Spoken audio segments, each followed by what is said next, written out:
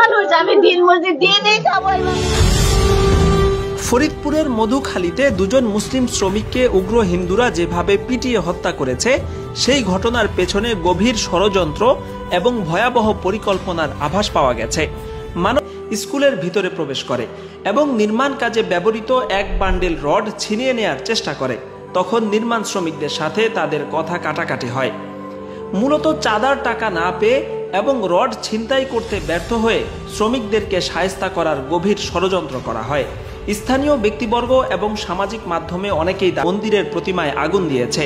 এরপর ইউপি সদস্য অজিত কুমারের নেতৃত্বে শত শত হিন্দু লাঠি, কাঠ, ইট এবং রড দিয়ে শ্রমিকদেরকে নির্মমভাবে পেটাতে থাকে। এতে ঘটনাস্থলেই আশরাফুল ও আরশাদুল নামের দুই সহোদর ভাই নিহত হন। এছাড়া আরও তিন।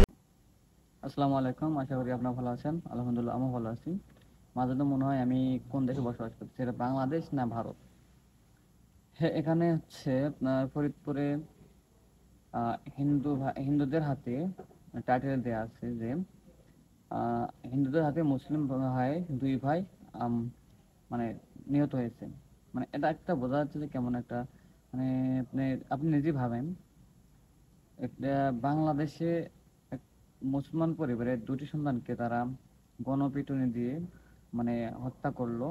এর কোনো বিচার হবে না, এর কোনো দেখুন আপনি দেখেন, যদি আজ এটা যদি কোনো মুসলমান পরিবার থেকে কোনো হিন্দু পরিবার বা কোনো হিন্দু ভাইদেরকে মারতো, তাহলে অবশ্যই মানে কিছু দালাল টিভি যারা আছে তারা অবশ্যই মনে করেন দেখতেন লাইভ লাইভ লাইভ। আর এখানে একই পরিবারে মানে দুজনকে মেরে ফেললো তারা অত্যাচার করে, কিন্তু বাংলাদেশের বড় বড় টিভি চ্যানেল তারা কিন্তু এখনো কোনো লাইভ করে না বা কোনো সংবাদ প্রচার করে না। এমনকি ওই জায়গায় তারা এতটা উগ্রপন্থী যে ওই জায়গায় পুলিশ যখন তাদের উদ্ধার করতে যায়, পুলিশের উপর এখানে তাদের কোনো দোষ ছিল না।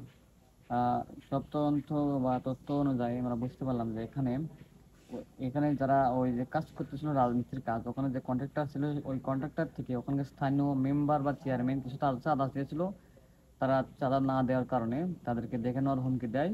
পরবর্তীতে ওখানে একটা মন্দির ছিল, সেই মন্দিরে কে বা কারা রাত্রে আগুন দেয়। আগুন দেওয়ার পরে তারা মানে প্রথমেই যা ধরে এদেরকে তারাই ওখানে আগুন দিয়েছিস, এই কারণে তাদেরকে ওই মেম্বারের আদেশে মানে নির্দেশে তাদেরকে এক রুমে বন্ধ করে।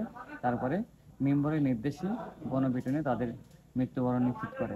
এই কারণে বলি তাদের এত সাহস হয়ে গেছে, মানে আর কিছু দলীয় মানে তারা কিন্তু দলীয় এই এখন বর্তমানে রানিং মেম্বার, রানিং চেয়ারম্যান উপস্থিত থাকার পরও উপস্থিত থেকে তারা এই দুর্ঘটনা ঘটাচ্ছে। আর ওখানে চেয়ারম্যান যারা ছিল, চেয়ারম্যান মেম্বার, তারা নির্দেশ দিয়ে তাদেরকে গ্রামবাসী দিয়ে মারা হয়েছে।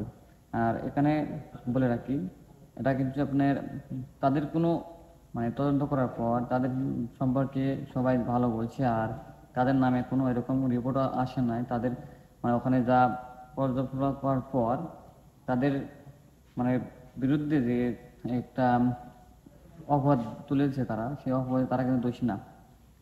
তারপরেও তাদেরকে গণপিটুনিতে মৃত্যুবরণ নিশ্চিত করেছে। আর আমরা কিছু বলার নাই, এখনো যারা এগুলো দেখে বুঝতেছেন না, আশা করি তারা সারা জীবনে কিছু বুঝবে না এটা কাদের চাল বা কিভাবে তাদের মানে তাদের পাওয়ার কই থেকে আসতেছে, তারা কই থেকে এত পাওয়ার পায়, এটা কিন্তু আপনারা এখনো বুঝতেছেন না আর বুঝবেনও না আশা করি।